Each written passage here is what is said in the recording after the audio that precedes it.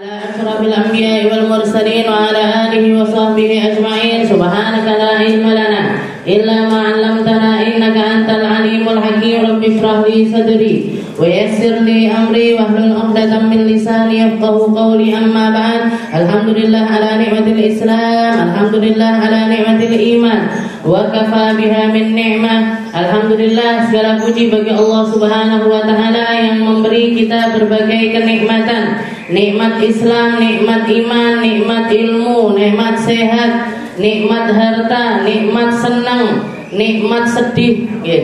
Sedih nikmat napa sana? Ya nikmat nggih. Kalau kita nggak bisa bersedih nggih susah nggih. Susah nggih. Lek awake dhewe pas wong-wong sedih, dhewe malah guyang-guyu nggih. Niku lebih menyedihkan lagi nggih. Jadi bisa nangis, bisa ketawa, bisa tersenyum, bisa mengedipkan mata dan lain sebagainya. Semuanya adalah nikmat-nikmat karunia dari Allah Subhanahu wa taala yang perlu untuk kita renungi, yang perlu untuk kita syukuri, yang perlu kita melihat-lihat tentang perkara tersebut dan mengembalikannya serta memikirkan bahwasanya hanya Sang Maha Pemberi yang mampu memberikannya, hanya Sang Maha Kaya yang mampu melakukan hal tersebut. Hanya Allah Subhanahu wa taala yang mampu melakukan perkara-perkara yang tidak akan mampu dilakukan oleh makhluk manapun, yang tidak akan mampu diberikan oleh manusia sekaya apapun, yang tidak ada kendali dari siapapun, bahkan diri kita sendiri sekalipun. Kalau Allah Ta'ala mencabut ketundukan dari perkara-perkara itu untuk kita, maka kita pun tidak akan bisa melakukan apa-apa. Kita berkedip karena Allah Ta'ala milik awake dhewe kedip. Kita jalan karena Allah Ta'ala pengen kita jalan. Kita melakukan apapun itu semuanya ada di atas skenarionya Allah Subhanahu wa taala. Kita syukuri hal tersebut, kita lakukan yang terbaik di dalam perkara tersebut, kita niatkan niat-niat yang terbaik agar semuanya kembali untuk menguntungkan kita, agar semuanya kembali untuk memperindah surga kita, agar semuanya kembali ke diri kita di dunia. Entah itu Allah Ta'ala mau ngasih icip-icipnya di dunia atau seluruhnya akan diberikan oleh Allah Ta'ala di akhirat nanti. Semoga semuanya adalah sesuatu yang menyenangkan untuk kita, semoga semuanya sesuatu yang melegakan untuk kita, semoga semuanya adalah sesuatu yang menjadi tanda-tanda awal kesuksesan kita di dalam menuju surganya Allah Subhanahu wa ta'ala. Kita lanjutkan pembahasan kita di dalam kitab Sulamut Taufik, di dalam salah satu kitab yang karangannya Al-Habib Abdullah bin Husain bin Tahir ila anqal qala al-muallif rahimahullah ta'ala wa nafa'na bi ulumi fid darain wal wuquf bi Arafah wat tawaf bil bait was sa'yu bainas Safa wal Marwah.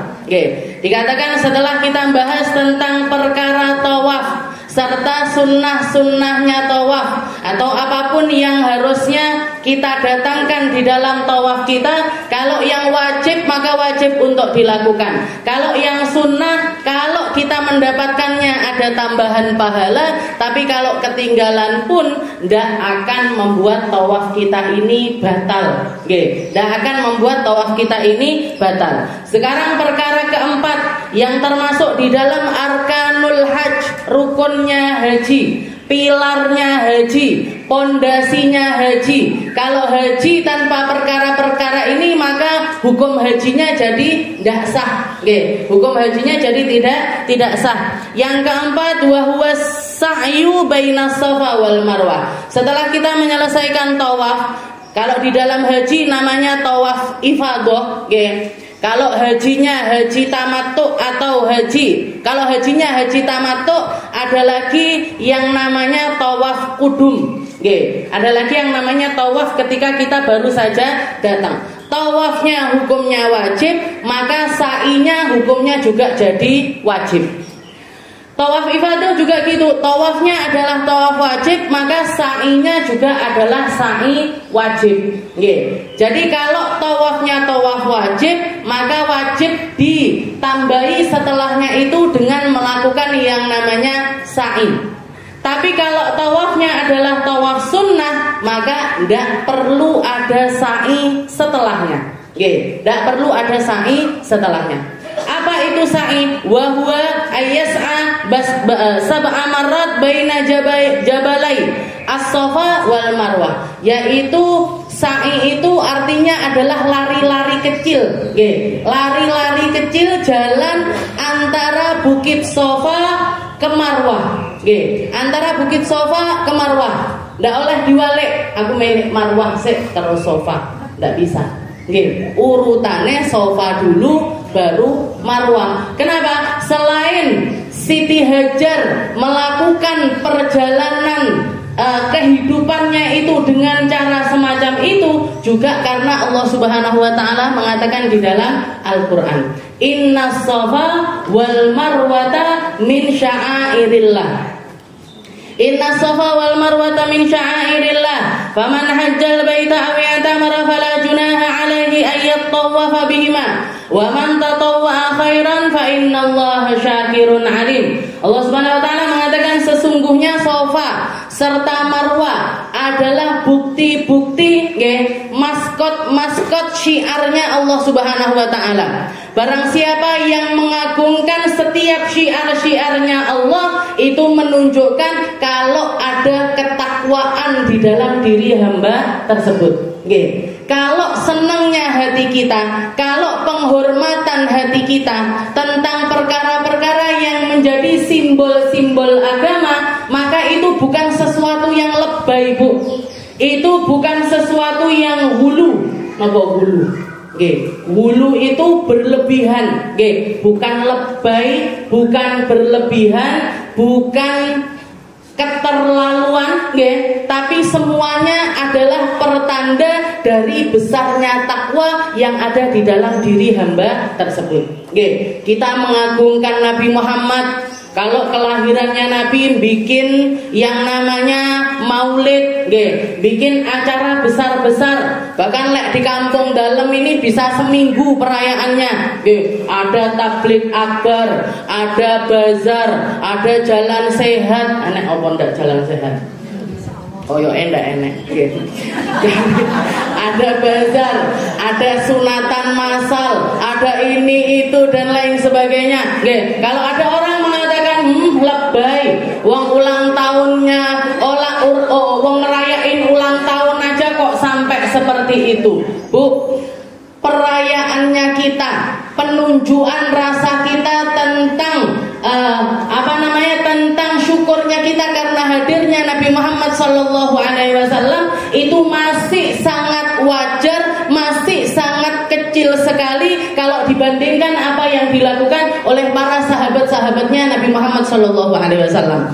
Sahabatnya Nabi itu kalau sudah cinta, kalau sudah itibaknya itu luar biasa parah. Tapi Nabi Muhammad kan nggak maulitan ngapain mereka maulitan? Wong yang dimauliti kalau kangen-kangen bisa langsung didatangi, kalau kangen-kangen bisa langsung ngobrol-ngobrol, kalau kangen-kangen bisa istilahnya langsung berinteraksi dengan Nabi Muhammad SAW. Lah wae dhewe piye carane? Nggih, kangen-kangen sama Nabi, dadak numpak pesawat 13 jam, nggih nah. Duwike nggih gedhi, nabungnya bertahun-tahun dan lain sebagainya. Istilahnya kalau kita itu sekarang ini gak ada tongkat, ranting pun jadi, akar pun jadi, gak ada yang bisa dipegangi secara langsung. Wes tak enek ae, isone ngene, bisanya begini, bisanya kuatnya nyumbang segini. Acara maulidan ada orang buka donasi, ayo siapa yang mau ikut sunatan massal, ayo siapa yang mau nyumbang buat ini itu dan lain sebagainya. Kuatnya 10.000 nyumbang 10.000, kuatnya 100.000 nyumbangnya 100.000, bisanya 1 juta nyumbangnya 1 1 juta. Ini masih kecil dibandingkan apa yang dilakukan oleh para sahabat-sahabatnya Nabi. Sayyidina Abu Bakar As-Siddiq ketika ditanya sama Rasulullah sallallahu alaihi wasallam, "Ya Abu Bakrin, manzilati indaka ya Abu Bakar?" Seberapa besar tempat diriku di dalam hatimu wahai Abu Bakar? Katanya Sayyidina Abu Bakar, "Bi abi anta wa ummi ya Rasul." Demi ayahku, demi ibuku, bahkan demi diriku sendiri, engkau jauh lebih berharga, bahkan sekelas nyawaku sekalipun. Aku mati tidak masalah, yang penting jenengan sehat-sehat. Saya sakit nggak masalah, yang penting jenengan dalam keadaan sehat. Kalau Abu Bakar yang mati nggak akan ada efeknya untuk syiar agama ini. Tapi kalau jenengan yang wafat ya Rasul, apa kabarnya Al-Quran? Apa kabarnya wahyu? Apa kabarnya sesuatu yang akan Allah Subhanahu wa Ta'ala sampaikan kepada umat Islam? Malaikat Jibril kalau misalkan saya minta malaikat Jibril wahyunya ke saya saja, malaikat Jibril yo ndak gelem. Gitu. Gusti Allah nggih ndak mau.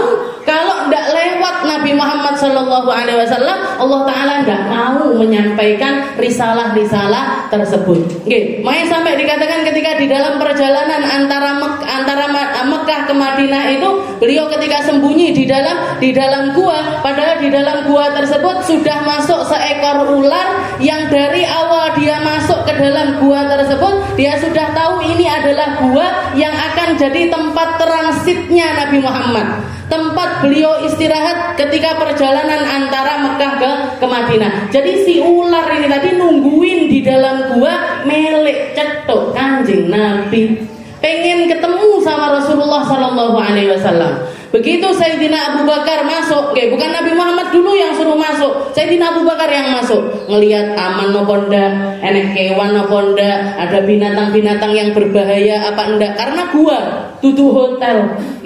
Rasulullah transitnya di gua, tutu nenggone hotel, ndak ada hotel tapi waktu itu ya.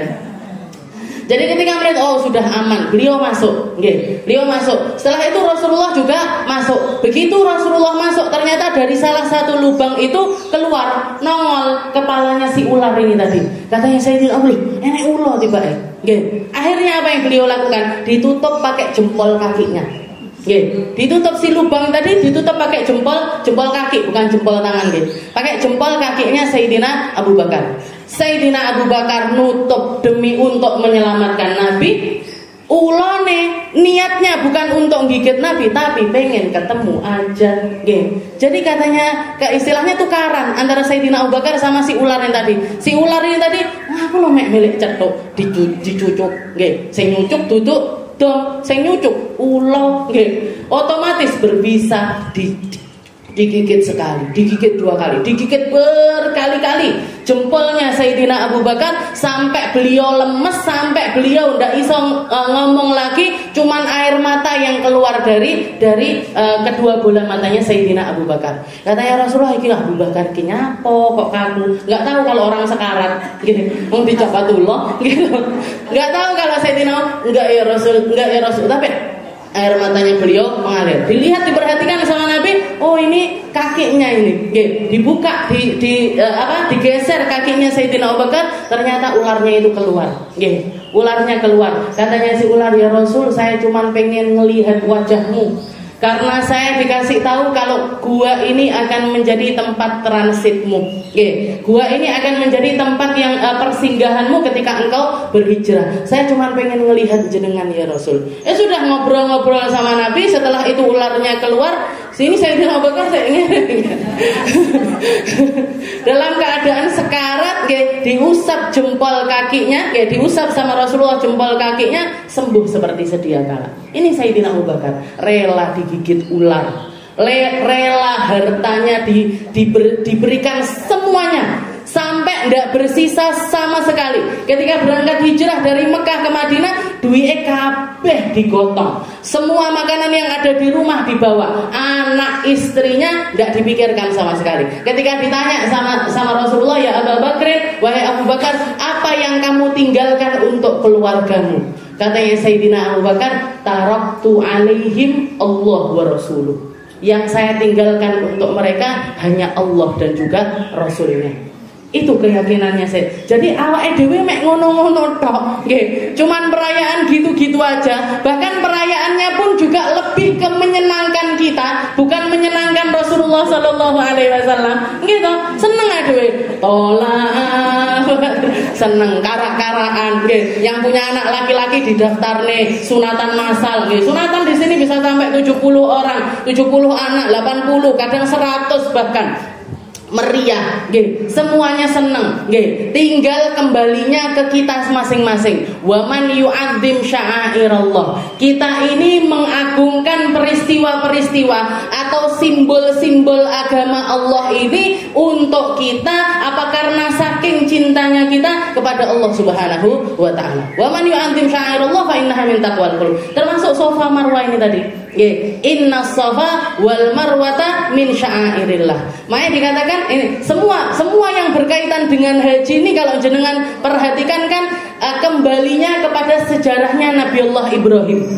Di salah satu ayat Allah Ta'ala mengatakan innallaha astafa Adama wa Nuhan wa ala Ibrahima wa ala Imran alal alamin. Allah Ta'ala itu milih Nabi Adam, milih Nabi Nuh, milih keluarganya Imran dan milih keluarganya Ibrahim. Kenapa kalau Nabi Ibrahim dan Imran ini dikatakan keluarga, sedangkan Nabi Adam dan juga Nuh cuman personil masing-masing? Karena saking indahnya keluarga dua orang ini tadi, Imran sama Ibrahim. Di ayat yang lain Allah Ta'ala mengatakan wa idzibtala Ibrahim rabbuhu bikalimatin fa'atammahun. Nabi Ibrahim itu kalau dikasih ibtila, kalau dikasih ujian dari Allah Subhanahu wa taala dengan apapun itu, bentuknya seperti apapun, beliau selalu menyempurnakan ujian tersebut.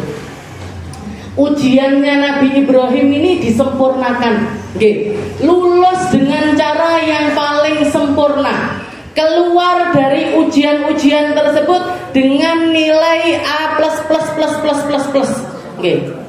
Lek awake dhewe kadang C, kadang D, kadang X malah. Karena ujiannya yang sangat berat, tapi seluruh keluarganya sama Allah Ta'ala didesain untuk menjadi orang-orang paling bertakwa. Jenengan kalau melihat ceritanya Nabi Ibrahim, ini kan satu cerita yang kadang-kadang ngenes lek awake dhewe denger tok ngenes. Nabi Ibrahim nikah sama istri pertamanya namanya Sayyidah Sarah, gitu. Lama nggak punya anak, lama nggak punya anak. Akhirnya Nabi Ibrahim nikah lagi sama budaknya Sayyidah Sarah, sama pembantunya Sayyidah Sarah. Jangan bayangkan ini dari sini itu kan judulnya nopo. Suamiku menikah dengan mantan pembantuku. Atau suamiku kepencut pembantuku, kan seperti itu. Jadi Siti Hajar ini nikah sama Nabi Ibrahim, padahal beliau ini dulunya adalah budak dari Siti Sarah, budak dari Sayyidah Sarah. Tapi kalau kita bayangkan, jangan bayangkan sinetron-sinetron yang penuh dengan drama-drama dan dilakukan sama orang-orang yang sama sekali jauh dari ketakwaan kepada Allah Subhanahu wa taala. Ini Nabi Ibrahimnya orang paling bertakwa, Sayyidah Sarahnya juga perempuan sangat bertakwa, Siti Hajarnya juga perempuan yang sangat bertakwa. Jadi jangan kira, Nabi Ibrahim lirik-lirikan sama Siti Hajar, akhirnya nikah nggak ada, Bu. Nabi Ibrahim meminang Siti Hajar dengan cara yang sangat mulia dan sepengetahuan dengan oleh Sayyidah Sarah. Sayyidah Sarahnya pun juga sangat merelakan perkara tersebut. Makanya dua-duanya dapat hadiah paling mulia. Siti Hajar jadi ibunya Nabi Ismail, Sayyidah Sarah jadi ibunya Nabiullah Ishak. dua-duanya adalah ibu dari para nabi. Nggak mungkin wong sembarangan, nggak mungkin perempuan sembarangan. Nggak usah bayangnya pertahu jambak-jambaan dan lain sebagainya. Nggak ada. Jauh sekali dari perkara tersebut. Dan kalau kita lihat orang banyak menyangka, oh setelah itu Nabi Ibrahim, setelah Siti Hajar punya anak Nabi Ismail, akhirnya diusung ke Mekah. Itu bukan atas perintah Sayyidah Sarah, bukan. Bukan diperintahkan sama istri pertamanya, enggak, tapi karena wahyu dari Allah Subhanahu wa taala. Karena setelah dilihat lama Nabi Ibrahim tidak punya anak, lama sekali. Tahu-tahu nikah sebentar sama Siti Hajar, hamil, punya anak. Pertamanya dikira kalau anaknya perempuan, katanya Sayyidah Sarah, mungkin saya masih punya harapan untuk menyenangkan Nabi Ibrahim dengan punya anak laki-laki. Dilalah dua anak langsung lanang. Bahkan dikasih tahu sama Allah Ta'ala, anak ini nanti akan jadi pewaris dirinya secara jasad maupun ruh. Jasadnya putranya Nabi Ibrahim, ruhnya nabinya Allah Subhanahu wa taala. Wes duk istilah dua anak nabi lanang pisan. Makanya dikatakan Nabi Ibrahim terpaut hatinya sama Siti Hajar, terpaut hatinya sama Ismail kecil ini tadi, sampai akhirnya sedikit bikin kecewa Sayyidah Sarah. Istilahnya kalau timbangan jomplang titik, saya titik tapi durung akeh, masih jomplang sedikit. Allah Ta'ala ndak mau, Allah Ta'ala ndak mau hambanya punya keterikatan dengan makhluk melebihi keterikatannya dengan Allah Subhanahu wa taala. Ya Ibrahim, wahai Ibrahim, pergi kamu sekarang juga sama Siti Hajar, sama Ismail yang masih bayi. Apa katanya Nabi Ibrahim? Sami'na wa ata'na. Saya dengar, saya patuh ya Allah. Ndak tekok, neng di ya Allah. Neng gone kampung sebelah ya Allah. Neng RT sebelah ya ben cedek. Engko marang-marang Siti Hajar, nanti ke tempatnya Sayyidah Sarah. Enggak pakai nanya, enggak pakai gimana-gimana, langsung ringkesi barang perbekalan secukupnya, langsung pergi. Pergi ke tempat sesuai dengan arahannya Allah Subhanahu wa taala, dari Palestina ke Mekah. Kalau sekarang aja naik pesawat sekitar 2 jam. Jangan bayangkannya mungkin dari Tulungagung jalan kaki sampai ke Sumatera. Itu yang dilakukan Nabi Ibrahim bersama putra kecilnya sama Siti Hajar. Jalan kaki, Bu, ketemu tempat air, ngiseni air, ketemu kafilah, bisa makan, tidur sak nggon-nggon, nyari makan sak nggon-nggon, perbekalan habis sembuh piye carane. Pokoknya melaku jalan terus sesuai dengan perintahnya Allah Ta'ala. Sampai di satu tempat yang dikatakan Nabi Ibrahim di dalam doanya, Allahumma inni askantu min dzurriyyati biwadin ghaira dzi zar'in. Katanya dia diabadikan doanya Nabi Ibrahim di dalam Al-Qur'an, ya Allah, jenengan suruh saya ninggalkan anak saya serta istri saya di tempat, di satu lembah yang bahkan tidak ditumbuhi satu pohon pun. Yang tidak ditumbuhi satu pohon pun. Inda baitikal muharram, tapi di sebelahnya Baitullah, di sebelahnya Ka'bah, di sebelahnya tempat yang akan menjadi tempat ibadahnya seluruh agama samawi. Wes terserah ya Allah, saya titipkan mereka kepadamu, saya titipkan semua perkaranya kepadamu. Ditinggal istrinya sama anaknya yang masih bayi. Piye carane urip sembuh ben diurusi Gusti Allah. Dia adalah hambanya Allah, anaknya juga adalah hambanya Allah, dan beliau juga adalah nabinya Allah yang cuma nuruti apa yang dikatakan oleh Allah Subhanahu wa taala. Ditinggalkan. Makanya ceritanya yang terkenal itu, Nabi Ismail kehausan, air susunya habis, makanannya habis, minumannya habis.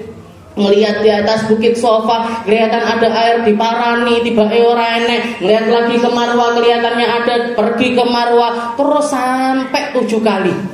Sampai 7 kali riwa-riwi. Yang pernah sa'i pasti bisa merasakan itu bukan tempat yang pendek, bukan perjalanan yang pendek. nggih, perjalanan yang lumayan jauh. Nggih, wong ketika kita di atas Bukit Safa, Marwane ndak tek ketok, nggih toh? Di Bukit Marwah, Safanya juga ndak terlalu kelihatan, padahal keadaannya sekarang wis diplester, sudah di keramik bagus, tempatnya AC, tempatnya dingin, air minum Zam-zam jejer-jejer. Bayangkan ketika Siti Hajar dulu, ndek enek opo-opo, panas mentang-mentang, nggak punya perbekalan dan lain sebagainya. Perjuangannya beliau, perjuangannya beliau, makanya diabadikan sama Allah Ta'ala. Semua ritual haji itu kembalinya kepada apa yang dilakukan oleh Nabi Allah Ibrahim, yang bangun Ka'bah. Nabi Ibrahim sama Nabi Ismail, gitu. Begitu selesai Ka'bahnya, Allah Rabbil firli, pokoknya langsung minta ampun, bareng bangun Ka'bah langsung minta ampun sama Allah Ta'ala, minta ampun kepada, bukan api bangunanku paling api, enggak, sama sekali tidak menyandarkan semuanya kepada dirinya, semuanya kepada Allah Subhanahu Wa Ta'ala. Nabi Ibrahim, wa idzibtala Ibrahima rabbuhu bikalimat. Dan ujiannya Nabi Ibrahim itu bertubi-tubi.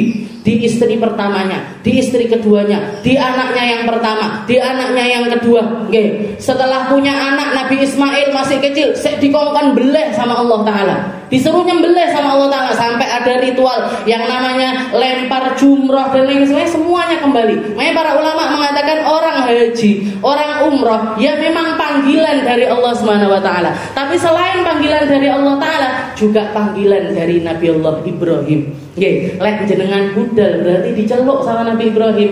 Kalau jenengan umrah ataupun haji, itu berarti jenengan dipanggil sama Nabi Allah Ibrahim. Tinggal kitanya ini mantes-manteskan diri menjadi orang-orang yang dipanggil dengan cara yang terbaik. Dibekali diri dengan ilmu, bekali diri dengan kisah-kisah yang semacam ini. Jadi jenengan iso bayang nih, aku nyapo sa'i, aku nyapo tawaf, aku nyapo lempar jumroh. Bukan cuma sekedar ritual-ritual saja, tapi kita sedang merasakan. Allah Ta'ala pengen kita merasakan apa yang dirasakan oleh keluarganya Ibrahim. Allah Ta'ala pengen kita merasakan perjuangan dari keluarganya Nabi Allah Ibrahim, yang begitu sulitnya sampai jadi simbol-simbol agama. Innas safa wal marwata min sya'airillah, wa man yu'azzim sya'airallah fa innaha min taqwal qulub.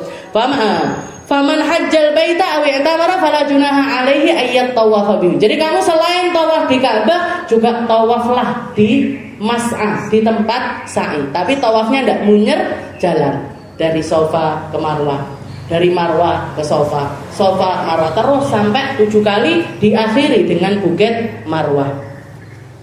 Ya ayyuhan nas is'au fa inna sa'ya qad kutiba alaikum. Nabi Muhammad juga mengatakan, wahai orang-orang, wahai manusia, sa'ilah, bersailah kalian, karena sa'i itu sesuatu yang diwajibkan oleh Allah Subhanahu wa Ta'ala. Sekarang syurutus sa'i, syaratnya sa'i, apa? Kalau kita sa'i apa syaratnya? 6. Ada 6 syaratnya sa'i. Yang pertama, ayyabda fi kulli witrin bis safa. Bagian ganjil-ganjilnya selalu di Bukit Safa. Bagian ganjil-ganjilnya selalu di Bukit Safa. 1, 3, 5, 7. Safa. Di Bukit Safa. Jadi yang witir-witirnya selalu di Bukit Safa. Setelah itu ayyabda fi kulli syaf'in bil marwah. Yang genap-genapnya di Bukit Marwah. 2, 4, 6. 2, 4, 6. Toh benar nggih? Safa, Marwah, Safa, Marwah, Safa, Marwah, Safa. 7 kali. 7 kali. Jadi dimulai dengan Safa dan diakhiri juga dengan Safa. 1, 7 kali. Setelah itu yang ketiga ayyakuna sab'an. Yang kedua jalannya itu 7 kali. Melek tambah pripun? Tidak ada. Kalau di sini tidak ada tambahannya. Lain jenengan wudu, 1 kali boleh, 2 kali boleh, 3 kali boleh. Melek imbuh 5, melek imbuh 7, melek imbuh 9. Tapi kalau di sa'i tidak boleh. Tawaf juga ngoten. Melek songo ndak oleh, melek 11 ndak oleh. Nggih, karena kalau untuk tawaf dan juga sa'i itu kedudukannya kayak rakaat salat. Nggih, kayak kita rakaat salat subuh jenengan baik dua rakaat. Melek imbuh boleh apa enggak? Ndak oleh. Nggih, duhur 4, melek loro wae ndak oleh, dikelongi ndak oleh, ditambahi nggih ndak oleh. Begitu juga dengan tawaf dan juga sa'i. Yang ketiga ayakuna sab'an fadabu marrah wa 'auduhu ukhra. Nggih. Pergi sekali, balik juga sekali. Ayakuna ba'da tawafin sahih. Yang keempat, sa'i itu dilakukan setelah tawaf yang sahih. Nggih. Setelah jenengan tawaf sempurna, maka baru melaksanakan sa'i. Tapi kalau tawaf atau tawafnya belum sempurna, maka belum boleh melaksanakan sa'i. Nggih. Jenengan tawaf 5 kali, 1, 2, 3, 4, 5. Adzan, nggih. Kalau adzan kan biasanya disuruh keluar dari tempat tawaf. Keluar dari tempat tawaf, mlaku, dilalah ke tempat sa'i. Wes nyicil sa'i dhisik lah. Nggih, 1, 2, 3, ngoten. Gimana ini? Habis itu balik tawaf lagi. Sah apa enggak sa'inya? Enggak sah. Nggih. Sa'i itu baru boleh kalau tawaf kita sudah sempurna. Nggih. Selesai sempurna 7 kali, maka baru boleh melaksanakan sa'i.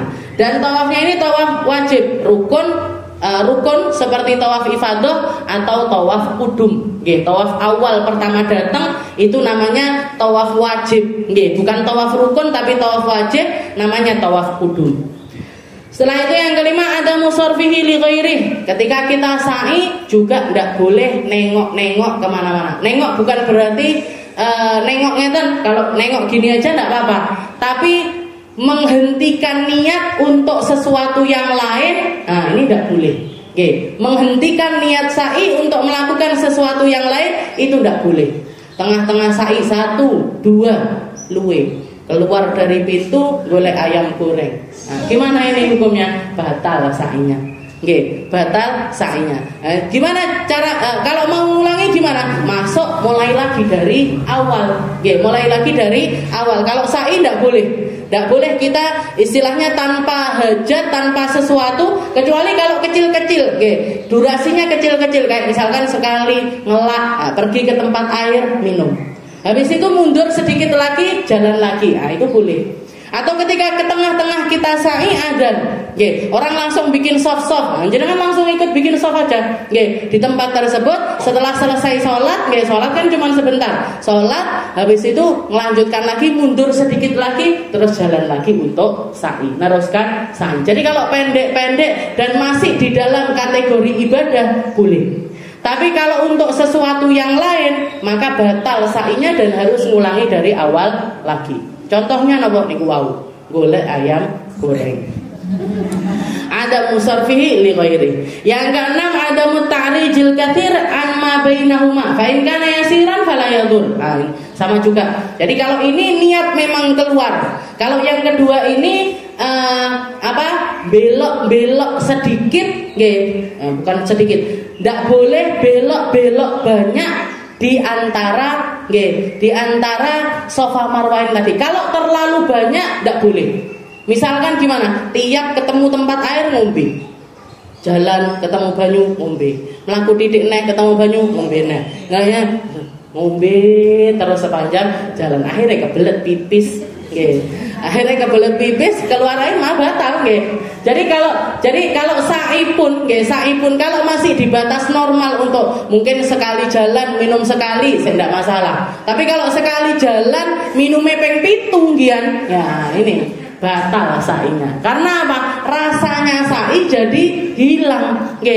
Toh, rasanya sa'i itu Siti Hajar waktu sa'i pertama, beliau itu kehausan nyari air. Lah kalau kita titik ngombe, padahal tempatnya AC, sudahlah dingin. Masih seperti itu, maka batal sa'inya, harus ngulang dari awal lagi. Waktu sa'i ayakuna ba'da tawafin sahih al-qudum awil ifadah. Dan sa'i ini dilakukan setelah tawaf wajib, yaitu qudum ataupun ifadah, wala yakhruj waqtuhu madal haya. Dan bisa istilahnya kalau belum melakukan sa'i itu tidak habis waktunya sepanjang hidup. Jadi waktunya sa'i itu tidak habis sepanjang hidupnya jenengan. Misalkan ada orang tawaf lali sa'i, nggih. Lali lupa ndak sa'i. Sa'inya setelah seminggu kemudian. Boleh apa ndak? Boleh. Nggih. Boleh aja. Jadi sa'inya baru tapi berarti kalau untuk tawaf wajib nggih. Kalau sa'inya jenengan seminggu kemudian, berarti selama seminggu itu juga dalam keadaan ihram. Tidak boleh mandi, pakai sabun, tidak boleh ini itu dan lain sebagainya selama seminggu. Nah, jadi ini contoh. Tapi kalau fikih itu kan selalu ngasih contoh itu detail, selengkap-lengkapnya. Ya, selengkap-lengkapnya biar kalau ada orang begini, ada hukum begini. Kalau ada orang begini, hukumnya adalah begini. Ya, tapi istilahnya kalau kejadiannya ini orang pengangguran yang pengen seperti itu, wong nggak oleh hadus, nggak boleh ngapa-ngapain kalau kita belum sa'i. Karena tawaf sa'i baru tahallul, kalau belum sa'i nggak boleh tahallul. Kalau belum tahallul berarti perkara-perkara yang menjadi larangannya orang ihram masih tetap berlaku. Nggak boleh buka jilbab di dalam kamar sekalipun tidur kudu jilbaban. Harus pakai kaos kaki. Nggak boleh ada aurat yang tersingkap kecuali nggak sengaja. Kecuali kalau kita tidak sengaja. Nggak boleh potong kuku, nggak boleh pakai wangi-wangian dan lain sebagainya. Nah, maka biasanya orang habis tawaf ya langsung sa'i. Habis tawaf langsung sa'i. Itu tadi wajibnya 6 macam. 6 macam syaratnya sa'i. Setelah itu sekarang sunnahnya sa'i. Sunnahnya sa'i. Yang pertama al-irtifa' 'ala Shafa wal Marwah qadra qamatir rajul. Kalau kita sa'i begitu mendekati dua bukit Shafa dan juga Marwah, sempatkan untuk naik sekadar seorang laki-laki. Istilahnya naiknya itu sekadar tingginya seorang laki-laki. Orang laki-laki itu kan rata-rata tingginya 170, 180. Nah, jenengan sempatkan untuk naik ke bukit Shafa ataupun Marwah sekadar orang laki-laki. 1 meter atau 2 meter ngoten naiknya. Nggak harus sampai pucuk, nggak harus sampai pucuk. Tapi kalau bisa sampai pucuk lebih afdol. Tapi kalau dilihat sekarang katanya sudah tidak ada lagi. Jadi bukit Shafanya itu bahkan di kerangkeng, di kerangkeng. Jadi nggak bisa naik sampai ke atas. Nah itu gimana ya? Pokoknya kalau ada biasanya kalau mau ke arah Shafa ada naiknya seperti ini ya. Yang penting naik ke tempat tersebut sampai ujung. Nah begitu juga ketika di Marwah naik sedikit. Lek nggak kuat cekelan dikit. Ini hukumnya sunnah. Tapi kalau misalkan nggak mampu benar-benar ya sudah di bawah situ. Yang penting nyekel bukit Shafa, begitu nyampe Shafa nyekel bukit Shafa, nyampe ke Marwah nyekel bukit Marwah, meskipun bagian paling bawah sekalipun itu hukumnya sudah sah. Hukumnya sudah sah. Yang kedua adzikru wa du'a fi kulli syaut. Selama perjalanan sa'i itu kita baca zikir-zikir serta doa-doa sepanjang sa'i. Dan doanya ini sebaiknya doa. Jangan sesuatu yang lain. Kayak saya pernah lihat ada video, dan itu didelok ya wis mesti wong Indonesia, gerombolan bareng-bareng dipimpin nyanyi, Bu. Nyanyi masih qasidah istilahnya. Tapi nggak pas ngoten lho. Yang dinyanyikan ya lal waton. Bayangkan ya lal watan ya lal watan ya lal watan di tempat sa'i. Nanti jenengan saya ajak nyanyi ya lal watan 17 Agustusan nanti insyaallah. Jadi istilahnya apa ndak boleh? Boleh saja. Kita sa'i ndak baca apa-apapun itu juga hukumnya adalah sah. Tapi apa ndak eman-eman? Apa ndak eman-eman kalau ndak dipakai untuk zikir, kalau ndak dipakai untuk doa, kalau ndak dipakai untuk nyambungkan rasa kita dengan kepada Allah Subhanahu wa taala serta peninggalannya para nabi-nabinya Allah. Apa ndak eman-eman? Nyanyi halal waton boleh aja. Tapi ya ndak di situ juga ngoten lho. Ini lah dibiarkan tambah nemen suwi-suwi di tempat tawaf juga ya lal waton nanti akhirnya. Nasionalis tapi harus tahu tempatnya.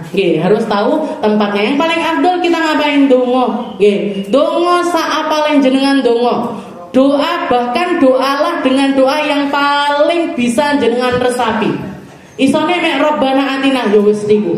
nggih. Rabbana atina fid dunya hasanah. Tapi ngresep nggih. Tapi kita tahu persis artinya. Tapi kita bisa mentadaburi makna-maknanya selama kita tawaf itu jauh lebih bagus. Nggih, itulah jauh lebih bagus timbangan yang jenengan gawe catatan, bahasane enggak ngerti, blekak-blekuk pisan, nggih. Blekak-blekuk pisan nih. Bacaannya enggak karu-karuan, nah, mendingan jenengan baca yang sudah jenengan hafal. Nggak bisa baca istilahnya Rabbana atina ya nggak bisa Ustazah. Nggih, nemen banget misalkan baru masuk Islam ngoten. Nggih, ya sudah pakai tulisan Latin. Rabbana atina ditulis Latin, diwaca sepanjang sa'i, sepanjang tawaf itu lebih afdol. Nggih. Jadi zikir fi kulli syaut. Jadi di setiap sepanjang perjalanan itu kita berzikir dan juga berdoa. Yang ketiga al-masyu ala hayatin fi jami'i sa'i. Nggih. Jalan tenang aja, nggih. Jalannya nggak perlu keburu-buru, nggak perlu kesusu-susu. Jalan sesantai mungkin, nggih. Jalan sesantai mungkin selama perjalanan sa'i tersebut. Ilah, nggih, kecuali bainal milain, nggih. Di antara 2 mil. Di antara 2 mil itu di tempat sa'i ada tulisan, ada batasannya. Biasanya kalau zaman saya dulu lampu hijau, nggih. Di antara lampu hijau itu, nggih, di antara lampu hijau itu disunnahkan untuk sedikit lebih cepat, nggih. Di harwalah itu lari dengan banyak menggerakkan pundak sama kaki, nggih. Jadi jadi langkahnya pendek-pendek, nggih. Langkahnya pendek-pendek tapi nggih, kelihatan kayak orang, kita ngelihatnya kayak orang mau senam pemanasan. Orang atlet lari, sebelum lari pemanasan. Nah, itu harwalah namanya. Nggih, harwalah itu jadi lari kecil-kecil, nggih, tapi pundaknya duduk melayu ngoten bukan. Nggih, bukan lari kan banyak kita lihat orang kalau sudah di tempat tuh lari seperti bukan. Nggih, harwalah itu yang lebih prioritas adalah pundaknya sama kakinya itu dilarikan lebih kencang. Nggih, lebih kencang. Nah, itu cuman berlaku di antara 2 tiang itu tadi, di antara 2 lampu hijau. Kalau di sini dikatakan bainal milainil akhdarain, di antara 2 mil hijau-hijau itu tadi. Lid dukur, tapi untuk laki-laki, dudu ibu-ibu. Ibu-ibu pripun panggah mlaku santai aja. Nggih, tetap jalan santai saja. Itu berlaku untuk bapak-bapak. Jadi kalau jenengan jalan misalkan sa'i berdua sama suaminya atau sama anak lakinya atau sama pamannya jenengan dan lain sebagainya, nah, kita motivasi, ayo harwalah, nggih. Ayo lari kecil yang lebih ini, nggih. Jenengan pripun? Jenengan nyantai aja. Nggih, jalan aja. Yang ini sunnahnya hanya untuk pihak laki-laki dunal inas. Perempuan enggak sunnah. Yang keempat al-mualah baina marratis sa'i. Setelah itu sunnahnya juga langsung, okay. Jadi dari sofa itu langsung, enggak usah menggok kemana-mana. Yang kelima ayakuna ala taharatin minal hadath wan najas. Sunnah juga kalau kita sa'i dalam keadaan punya wudu, dalam keadaan ndak sedang berhadas kecil apalagi berhadas besar. Nggih. Kalau batal gimana? Tengah-tengah sa'i kita batal gimana? Boleh tetap meneruskan.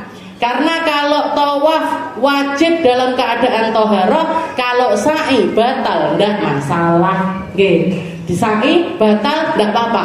Jadi tetap sah tawafnya meskipun jenengan ndak punya wudu. Tapi afdolnya diempet semampunya sampai selesai sa'i. Nggih, wis kebelet ngentut gimana? Nggih, jangan pret sambil jalan. Nggih, diempet dhisik sampai selesai tahallul keluar, nggih, nyari tempat yang enggak kedengeran orang, nggih, jenengan kentut di situ enggak masalah. Lek kepentut pripun ya sudah. Nggih. Kalau sudah nggak bisa tertahan lagi ini di luar kendali ini. Kalau di luar kendali gimana hukum sa'inya? Tetap sah, nggih, enggak batal sa'inya. Karena sa'i enggak harus punya wudu. Nggih, orang sa'i enggak harus punya wudu. Bahkan enggak harus nutup aurat sebenarnya. Nggih. Tapi Aneh kan kalau kita di tempat sa'i ndak nutup aurat. Yang jenengan ning tempat sa'i kupinge ketok apa kan nggih aneh. Nah, sebenarnya jadi istilahnya gitu. Kalau tawaf manzilahnya seperti sholat. Nggih, tawaf itu persis kayak sholat, harus punya wudu, harus nutup aurat secara sempurna. Kalau sa'i enggak, nggih, tapi biasanya orang sa'i selalu dalam keadaan ihram, otomatis ya tetap harus nutup aurat secara sempurna, nggih. Tapi sebenarnya enggak wajib, nggih. Karena sa'i itu enggak setara dengan sholat. Tidak setara dengan sholat, jadi batal tidak apa-apa, tidak masalah. Yang keenam al-muwalah biniyatin al-muwalah bainah wa bainat tawaf wa rakataihi wal istilah. Juga sunnah yang keenam adalah antara tawaf dengan 2 rakaatnya tawaf, dengan minum air zam-zam, dengan sa'inya kita sebaiknya juga jalan terus. Maksudnya tidak kebedot apa-apa, tidak terputus dengan sesuatu apapun. Jadi tawaf urutannya tawaf, habis itu sholat 2 rakaat setelah tawaf, paling afdolnya di multazam ataupun yang sejalan dengan multazam. Setelah itu sempatkan untuk minum air zam-zam. Sempatkan untuk minum air zam-zam sambil ngelihat ke arah Ka'bah. Dengan niat apapun yang jenengan niatkan, itu waktu yang paling mustajab. Setelah itu langsung ke tempat sa'i, langsung melakukan sa'i 7 kali. Nah itu paling afdolnya. Paling afdolnya seperti itu. Terpaksa, kalau misalkan terpaksa memang harus memutus, jenengan putus antara minum air sama sa'inya. Keju bertawaf 7 kali, capek kakinya, sudah selonjoran dulu. Di situ duduk dulu, istirahatkan dulu kakinya, sudah semangat lagi, sudah tidak capek lagi, baru setelah itu sa'i. Tapi kalau misalkan jenengan kuat, makanya ibadah haji itu paling afdolnya, istilahnya jangan nunggu tua untuk haji ataupun umroh. Karena haji umroh ini semuanya ibadah fisik. Tawaf, abot, sa'i, abot, apalagi haji, wukuf di Arafah berat, mabit di Musdalifah berat. Dari Musdalifah ke Mina, saya dengar dari ibu-ibu beberapa yang baru pulang haji, rata-rata kalau nunggu bisnya jemput jam 11 siang. Jangan bayangkan, tidak ada atapnya. Di Musdalifah itu tidak ada kemahnya, tidak ada atapnya, air minum tidak ada, makanan minim, baru dijemput jam 11 siang. Dengan panas suhu 45 derajat. Kita 30 derajat naik aman kipas-kipas saya.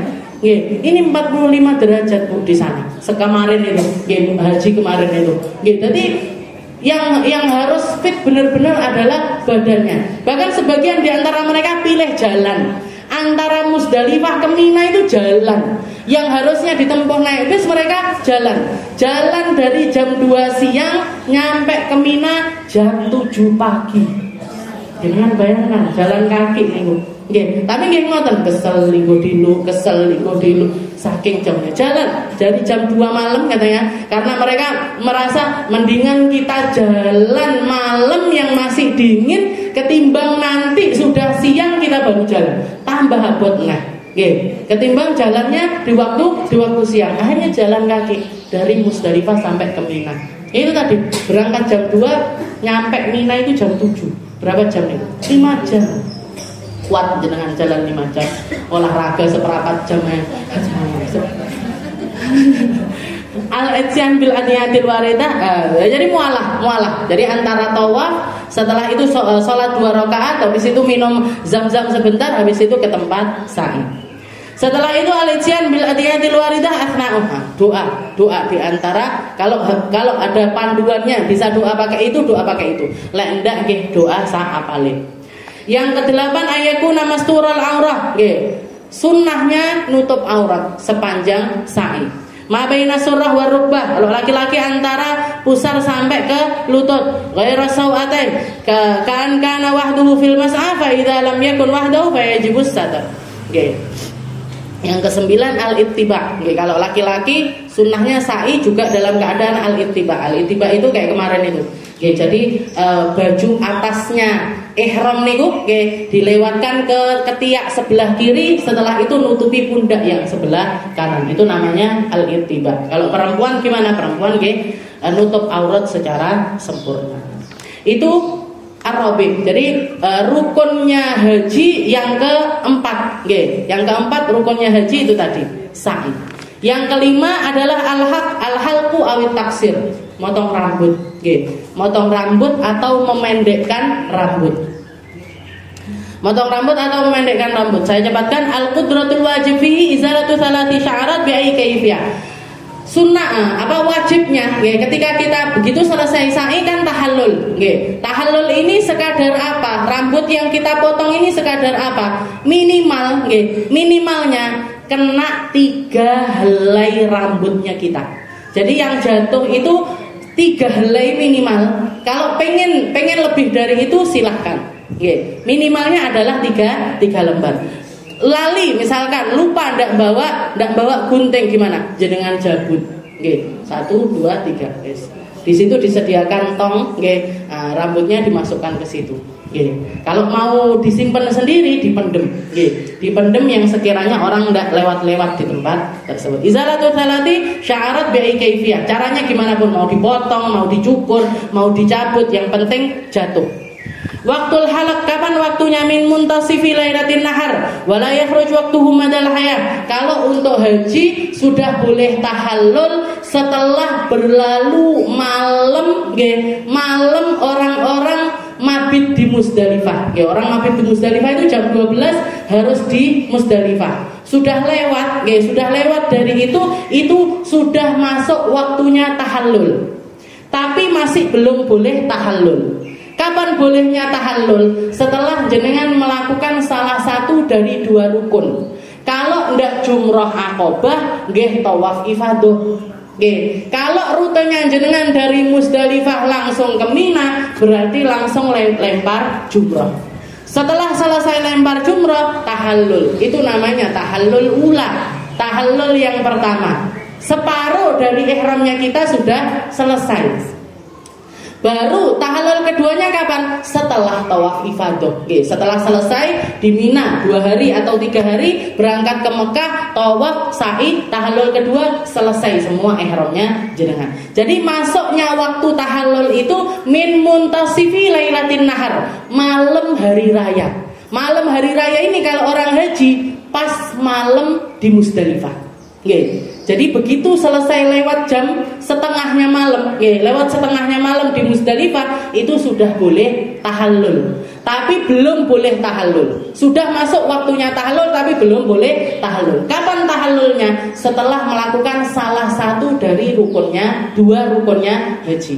Kalau enggak tawaf ifadah, jumroh akobah.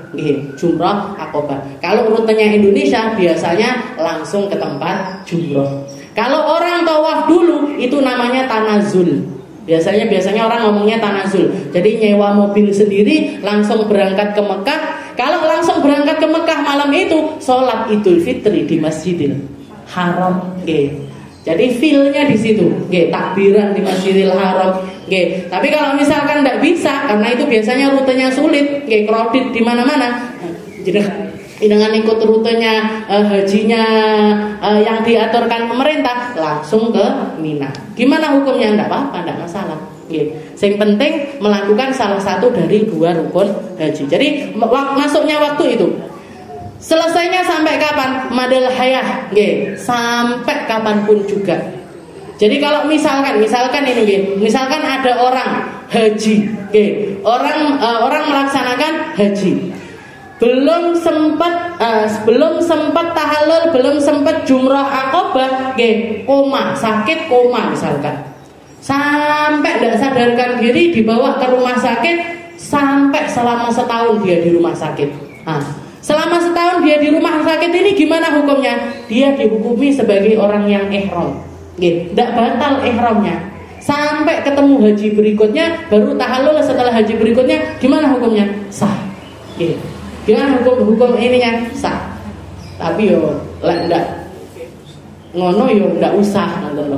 istilahnya lek ndak dibikin sama Allah Ta'ala gitu, jenengan nggak usah ngono dia. Masa biarkan saya ihram selama setahun, jangan ya. Jadi diikuti aja. Mementasi lailatul nahar wala yakhruj waqtuhu madal haya. Sunanul halaq. Sunnahnya motong rambut ini gimana? Takhiru ila ma ba'da rami jamratil aqabah wa ba'da dzabhil hadi. Ini tadi.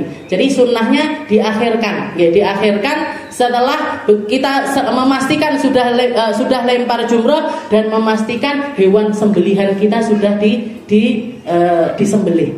Ya. Sunnahnya dua hal itu terjadi. Tapi kalau misalkan enggak, kalau enggak ngenteni nyembelih enggak ngerti di mana, nyembelihnya enggak tahu di mana, dibagikan di mana, kambing saya yang mana juga enggak tahu. Maka minimal apa? Minimal setelah jumrah Aqabah. Sudah selesai jumrah Aqabah, jenengan langsung tahallul. Sunnahnya sunnahnya gimana? Sunnahnya sampai melihat hewan korban kita ini disembelih. Karena biasanya orang haji mesti nyembelih kambing, mesti nyembelih kambing. Wa yakunu yauman nahar. Yang kedua, tidak bisyaqil aiman wal istiqbalul qiblah. Setelah itu kalau nyukur rambut, sunnahnya dimulai dengan yang kanan. Dimulai dari yang kanan baru yang kiri. Sambil ngelihat ke arah Ka'bah, ngelihat ke arah kiblat. Jadi madhep kiblat, setelah itu tahallul. Kalau laki-laki kalau mau dihabiskan dimulainya dari sebelah kanan dulu. Jadi cukur sebelah kanan baru setelah itu sebelah kiri. Perempuan gimana? Perempuan nggih ngoten. Kalau mau tabarukan nggih, jenengan ngambil rambut sebelah kanan dulu dipotong. Habis itu ngambil yang sebelah kiri dipotong. Nggih. 2 kali gimana? Enggak apa-apa. Nggih. Minimal kan 3 lembar, maksimalnya enggak ada. Jangan mau setelah itu dari rambutnya panjang mau dipendekin sampai tinggal sedikit nggak masalah dia. Ya al-halqu lirrajul wa taksir lil mar'ah au ta'mimu dzalik. Yang ketiga, sunnahnya yang ketiga, kalau laki-laki sunnahnya dihabiskan, kalau perempuan sunnahnya dipotong aja. Jenengan ndak sunnah untuk gundul. Perempuan itu ndak sunnah gundul. Tapi kalau pengen gundul gimana? Boleh. Mubah hukumnya, bukan haram. Bisa jadi haram kalau niatnya menyerupakan diri sama laki-laki. Aku tak gundul lah ya. Biar kenapa? Ben podo karo wong lanang. Nah, ini hukumnya haram. Tapi kalau misalkan tumone akeh misalkan gitu. Gundul lah ya rambutnya. Gimana? Enggak masalah. Perempuan gundul enggak apa-apa. Tapi yang sunnah adalah laki-laki. Yang keempat, ad-du'a fi bidayatil halaq wa nihayatih. Awal nyukur, awal motong kita sambil berdoa. Di awal doa, di akhir juga doa. Wa yustahabbu ayyakula inda bidayatih, yang awal ketika begitu rambut kita itu dicukur atau dipotong, yang kita baca Allahu Akbar, Allahu Akbar, Allahu Akbar. Allahumma hadhihi nasiyati biyadik faj'al li bikulli sya'ratin nuran ila yaumil qiyamah waghfir li dzunubi. Jadi diawali dengan Allahu Akbar, Allahu Akbar, Allahu Akbar. Allah Maha Besar. Allahumma hadhihi nasiyati. Ya Allah, iki embun-embunku. Ya Allah, ini kepala saya. Ya Allah, ini tempat termulia yang Engkau berikan untukku. Faj'alli bikulli sya'ratin nuran. Maka jadikan setiap helai rambut saya ini jadikan cahaya sampai hari kiamat. Jadikan cahaya sampai hari kiamat. Waghfirli dzunubi. Ampuni dosa-dosa saya. Dan ampuni dosa-dosa saya. Itu di awal. Jadi nyukur pun sambil doa, motong pun juga sambil doa. Wa yaqulu fi nihayati, kalau sudah selesai dicukur, maka baca Allahumma atini bi kulli sya'ratin hasanah wamhu anni sayyi'ah warfa'li biha darajah waghfir li walil muhalliqin wal muqassirin wa li jami'il muslimin. Ya Allah, jadikan setiap helai rambut saya ini jadi kebaikan. Dan setiap helai ini jadi penghapus keburukan. Dan jadikan ini semuanya pengangkat derajat saya, ampuni dosa saya dan juga dosanya semua orang yang sedang bercukur ataupun memotong rambutnya, serta umum untuk semua orang muslim. Ini doanya di awal dan doanya di akhir ketika mencukur. Yang kelima, Allah yusyaritul mahluku al-haliqa ala ujratil hilaqah. Dan sebaiknya kita nyari tukang cukur yang enggak digaji. Jadi sebaiknya kalau seperti yang dilakukan sama Nabi Muhammad, saling cukur-cukuran satu sama lain. Nggih, ndak usah pergi ke barbershop. Nggih, ndak usah pergi ke tempat cukur, tapi kita nyari tukang cukur, nggih, atau bawa sendiri alatnya cukur terus cukur-cukuran satu sama lain. Nggih. Jadi nyari yang gratis. Tapi sunnah ngasih ujroh dengan sukarela. Jadi kalau misalkan jenengan satu rombongan, ada satu orang yang pinter nyukur, ada satu orang yang pinter nyukur, dia nyukur 10 orang, nyukur, tak cukur nih. Nah, ini orang ini tadi sunnah untuk dikasih, tapi rela-relaan, ndak terus, tak cukuri, wong siji sak real ya, ndak gitu, cari yang sukarela, itu lebih afdol. Lah ndak nemu gimana? Hajinya backpacker misalkan sendirian, dewe plane yang dinti dewe, gimana? Ya sudah ke barbershop juga enggak apa-apa. Tapi kalau ke barbershop ya bayar seperti yang ditarifkan oleh mereka. Yang keenam, dafnu sya'ar fi mahallin ghairi matruk wa imrar Musa liman la sya'ralah. Setelah itu yang keenam, rambut ini tadi dikubur di tempat yang enggak banyak orang lewat di situ. Jadi dikuburkan di tanah yang enggak banyak orang lewat di situ. Dan yang terakhir dari sunnahnya motong rambut ini, imraru Musa liman la sya'ralah. Kalau orang yang kadung butak gimana? Dari awal tidak ada rambutnya sama sekali. Arab dipotong tidak enak, Arab dicukur juga tidak ada. Gimana terus dia harus ngapain? Imraru Musa. Imrar itu, jadi silat itu ya dilakok netok menurut etok nyukur, karena memang sudah nggak ada rambutnya. Jadi untuk orang buta dikatakan sunnahnya imraru Musa liman la sya'ra lah. Ini adalah rukun haji yang ke-5. Yang terakhir adalah at-tartib baina mu'dhamil arkan. Semua rukun ini sebaiknya dilakukan secara berurutan. Bukan sebaiknya, harus dilakukan secara berurutan. Yang boleh berpindah cuman itu antara jumrah akobah sama tawaf ifadah. Sama tawaf ifadah. Walaupun jumrah akobah itu hukumnya wajib, bukan rukun. Bukan rukun. Hukumnya adalah wajib, tapi sebaiknya dilakukan semuanya secara berurutan.